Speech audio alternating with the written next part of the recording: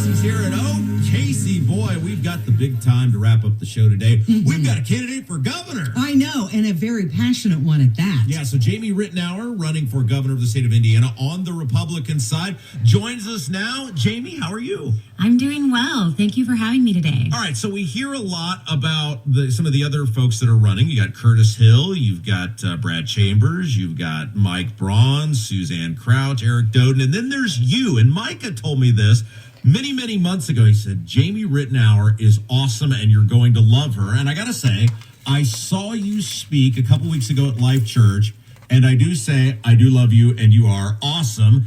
Tell us a little bit about why you're running for governor. Well, thank you for that. I enjoyed being at Life Church. Micah is awesome. We enjoy hanging out with Micah.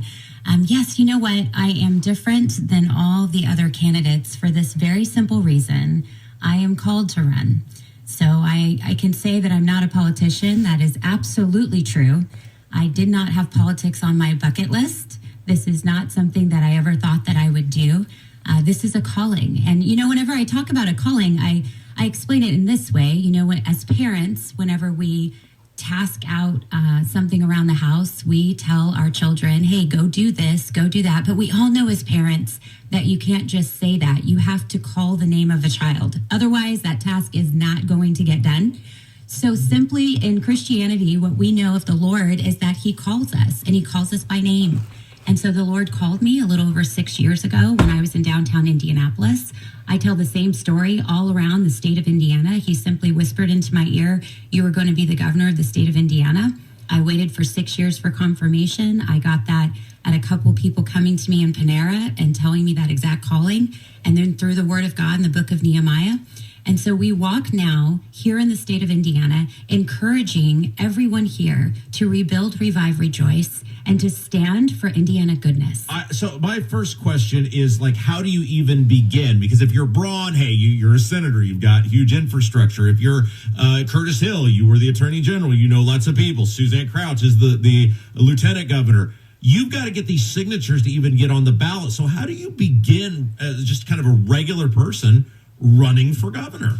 What a great question. And I think a great opportunity to lean into the reality that we live in the United States of America, and we the people. We were always meant to gather together and to make change. And so we do just that. We send out gatherers to gather people together. That's how we do our signatures. That's how we're going to win in May, and we're super excited to see that accomplished. Jamie Reitenour is our guest. She's running on the Republican side for governor of the state of Indiana. Casey.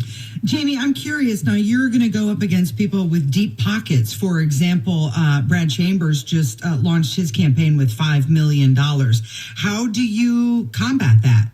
Yeah, good question. This is what we say on our campaign. We just simply say this: dollars don't have heartbeats. People do. And the reality is, in America right now, the dollar is controlling the power. And that's not what we need. The power belongs to the people. The power right now is something that is not being honored, right? We know that in our country, freedom is fragile.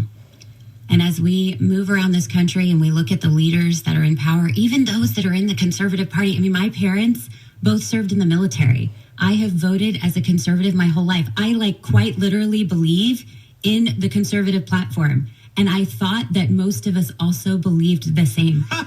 You're funny, Jamie. But I'm saying, right? You look around you and you see the representation that's taking place in the conservative party, and you're kind of saying, like, wait, are we reading the same book here?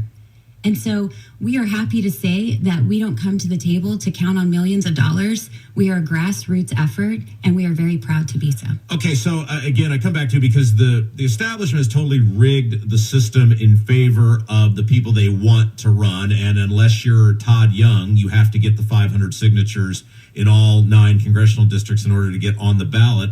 I've done that for a U.S. Senate campaign before. It was a very well-funded guy in terms of Marlon Stutzman. He could pay people to go do that.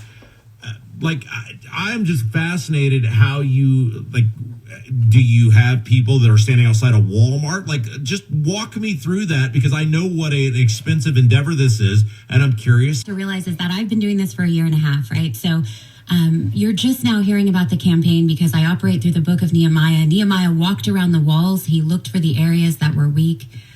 It says in chapter 1 of Nehemiah that the walls were broken down and the gates were burned with fire. And so what we look at in our state and what we also see reflected in our nation is one of those gates is education. And we know that has been burned down. And so that is our aim, to build up that gate of education. But here's the thing. People believe in that message. And so what we do is we go to those people and we simply say to them, hey, we've got a formula. We've got a ground game, and we want you to operate within this formula. And so we tell them what we need them to do. They go out, they gather people, they gather the waymakers is what we call them.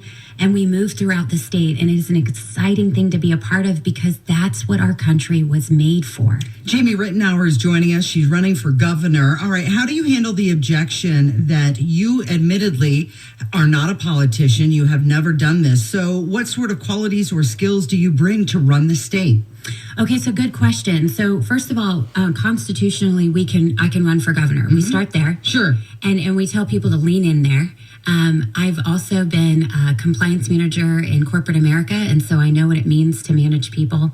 I'm also a mom of 5 children. Oh, congratulations. Thank you. I love that. I have being a parent myself now, I might also say condolences. Yeah, right. And I have 5. And to top that, I have 4 boys, right? So I've got 12, 11, 9, 8, and 3. And so running as governor in the state of Indiana is what I would call, and what I think any mom would call, a sacrifice, because I'm giving up my time with my children. When I got this calling, I was sitting by my 3-year-old, and I simply said to the Lord, Lord, I'm going to miss this. What are you going to do about it? And the 2 words that I heard were, I'm good. And that is the truth. He is good. And so when people ask me what qualifies me, let me tell the state of Indiana what qualifies me. What qualifies me is that I'm all about you. I am here to be a leader that leads you in Indiana goodness. I will bring you the policies that are good for your families. I have no dog in the fight. I am here for the people. Let's talk about public education real quick. We just got a few minutes left, but I want to make sure we hit this because I think we share this belief. Public education system has failed miserably, needs to be totally burned to the ground. There's some great teachers out there, but the institution itself is a colossal failure. What say you? I say we've got to start, first of all, with vision, right? Without vision, the people perish. And so what we do is we come in and we say every 12th grader, every senior needs to graduate having completed an apprenticeship in the state of Indiana. Indiana will be the training capital of the United States. We are not Florida. We are not California, thank goodness. We are not Texas. And so what we do is we look at the people of Indiana and we look at how beautiful Indiana is. Her people are beautiful. She is a family-oriented state. And we say we work hard. And so we're going to help our students by preparing them for what they're going to walk into in the world by getting them those apprenticeships before they graduate. People tell me it'll take 10 years. I promise you we will do it in 4. As we do that, we spread the vision, not just for seniors, but we start in kindergarten and go all the way up. We are making sure that every student understands that they were created for something special. You know, when you say that you believe in life, it's not just a matter of caring about the life in the womb. That's an absolute. It's a matter of caring about the whole person. And so what we bring to the state of Indiana is the care for the whole person, the care for the child from the time that they're in the womb all the way through graduation and every person in the state. And so what we're doing is we're bringing policies that are going to help. We're going to take care of our teachers. We're going to make sure they're paid what they should be paid, but we're also going to make sure that we're emphasizing on academics. We're going to take out the things that are unnecessary and make no sense, like critical race theory, and we're going to move forward with the things that make sense, which is teaching children how to be trained up in a manner that they can then go and succeed in life. It's different for every child. Real quick before I let you go, it appears the big issue fiscally in this state is people being concerned about staying in their homes and the property taxes. And thus far, not a single solitary candidate for governor has offered any sort of plan with that.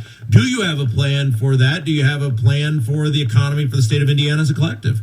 When you think about the state of Indiana and you think about the economy, when you add to the economy senior classes that are going to start working their senior year in apprenticeships, that's going to help our economy right away. When you look at cities like Gary, Indiana, where we are targeting that city, we believe that we have some answers there that we're going to share with them about probably mid-December. And so you'll see us going to Gary, Indiana to share ideas about what we're going to do in the economy in Gary. We want to rebuild the small towns. We've got ways that we can do that, policies that we'll bring through. But what we want to emphasize on, first of all, is education. And where we want to land is affecting every single family in the state of Indiana. Property taxes is a big deal. It's not an easy conversation to have. I like the idea of kind of a gradual tax, so that the more that someone is paying off their home, the less tax that they are going to have to pay. I get what people are meaning when they say that in the state of Indiana, people are paying their homes off and then they've got these property taxes and they're losing their homes. Hey, that's a real thing. And so we're looking at that. We're looking at possible solutions that we can bring to the table. I'm not afraid to do the things that other politicians are going to be afraid to do. Let me tell you why. Because I'm not a career politician. So I'm not looking out for my career. I'm looking out for the people of the state of Indiana. And so, yes, we're exploring all of those possibilities. But I'll tell you, tune in to Jamie, the number 4, ingov.com. I almost said .gov. Yeah, you did. But yeah, that's for the future. Okay. So like you can clip, tape, whatever.